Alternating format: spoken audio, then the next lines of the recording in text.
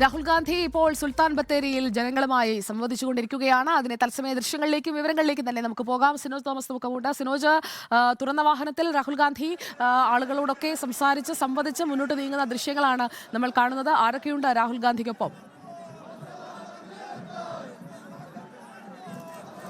സുജയ, രാഹുൽ ഗാന്ധിയുടെ വാഹനം പതുക്കെയാണ് നീങ്ങുന്നത്. റോഡിന്റെ ഇരുവശമുള്ള പ്രവർത്തകരോട് സംസാരിച്ച് ഷെയ്ക്കാൻ്റെ കൊടുത്ത് അഭിവാദ്യം ചെയ്തുകൊണ്ടാണ് നടന്നു നീങ്ങുന്നത്. എനിക്കിപ്പം ടി സിദ്ദിഖ് MLA ഉണ്ട്, അതോടൊപ്പം തന്നെ IC ബാലകൃഷ്ണൻ MLA ഉണ്ട്, പ്രതിപക്ഷ നേതാവ് VD സതീശനുണ്ട്, KC വേണുഗോപാലുണ്ട്. അങ്ങനെയുള്ള കോൺഗ്രസിൻ്റെ ഒക്കെ തന്നെ മുതിർന്ന നേതാക്കൾ ഈ റോഡ് ഷോയുടെ ഭാഗമാവുകയാണ്. നിരവധി ആളുകളാണ് രാവിലെ മുതൽ തന്നെ ഈ ബത്തേരി നഗരത്തിലേക്ക് എത്തിയിരിക്കുന്നത്. ടി സിദ്ദിഖ് ചേരുന്നു. എങ്ങനെയുണ്ട് ഈ ആൾക്കൂട്ടം? രാഹുൽ ഗാന്ധി നോമിനേഷൻ കൊടുക്കാൻ കൽപ്പറ്റയിൽ ഒരു പിന്ന് വെക്കാൻ പോലും, താഴെ ഇടാൻ പോലും സ്ഥലമില്ലാത്ത രീതിയിലുള്ള മഹാകുത്തൊഴുക്ക് അവിടെ സംഭവിച്ചു. സമാനമായ രീതിയിലുള്ള ഒരു അനുഭവമാണ് രാഹുൽ ഗാന്ധി ഇന്ന് ബത്തേരിയിൽ വന്ന സമയത്ത് കാണാൻ സാധിക്കുന്നത്. ബിൽഡിങ്ങിൻ്റെ മേലെ വഴിയോരങ്ങളിൽ മുഴുവൻ ജനങ്ങളും, സ്ത്രീകളും കുട്ടികളും വൃദ്ധരും ചെറുപ്പക്കാരും ഒക്കെ കൂടി നിന്ന് ഒരു വലിയ പ്രവാഹം പോലെ രാഹുൽ ഗാന്ധിയുടെ റോഡ് ഷോ നടന്നു പോവുകയാണ്. ബത്തേരി ടൗണിൻ്റെ ചരിത്രത്തിലെ ഏറ്റവും വലിയ ജനസഞ്ചയം ഇന്ന് രാഹുൽ ഗാന്ധിയുടെ റോഡ് ഷോയിൽ ദൃശ്യമായിരിക്കുകയാണ്. രണ്ടാമത്തെ കാര്യം, ഇത് കഴിഞ്ഞാൽ പിന്നെ പോകുന്നത് പുൽപ്പള്ളിയിലേക്കാണ്. പുൽപ്പള്ളി കർഷകന്റെ ഒരു വലിയ വേദനയുടെ നാടാണ്. അവിടെ നിന്ന് രാഹുൽ ഗാന്ധി അവിടെയുള്ള ജനങ്ങളെ അഭിസംബോധന ചെയ്യും, അവരുടെ കൂടെ യാത്ര തിരിക്കും. അത് കഴിഞ്ഞ് മാനന്തവാടിയിലെ റോഡ് ഷോയാണ്.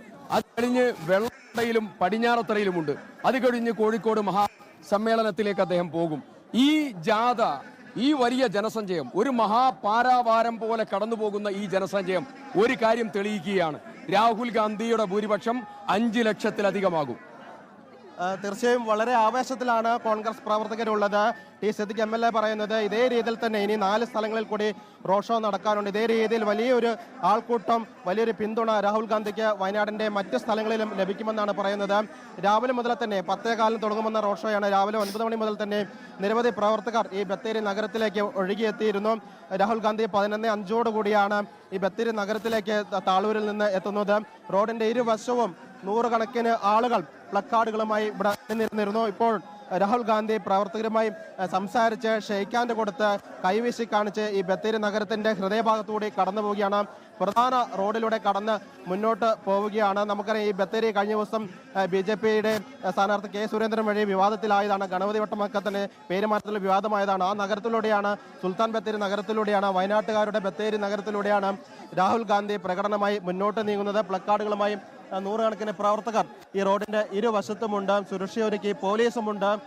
അദ്ദേഹം ഒരുപക്ഷെ വാഹനത്തിൽ നിന്നിറങ്ങി നടന്നേക്കാമെന്ന് ധാരണയുള്ളത് കൊണ്ടാണ് പോലീസ് വടം ഉൾപ്പെടെ കെട്ടി സുരക്ഷാ മുന്നറിയിപ്പ് നൽകിക്കൊണ്ട് ഇവിടെ ഉണ്ടായിരുന്നത്. അദ്ദേഹത്തോടൊപ്പം രാഹുൽ ഗാന്ധിക്കൊപ്പം ഈ ബത്തേരിയുടെ MLA, UDFന്റെ MLA, കോൺഗ്രസ് നേതാവ് IC ബാലകൃഷ്ണൻ മാത്രമാണ് ഈ റോഡ് ഷോയിൽ വാഹനത്തിലുള്ളത്.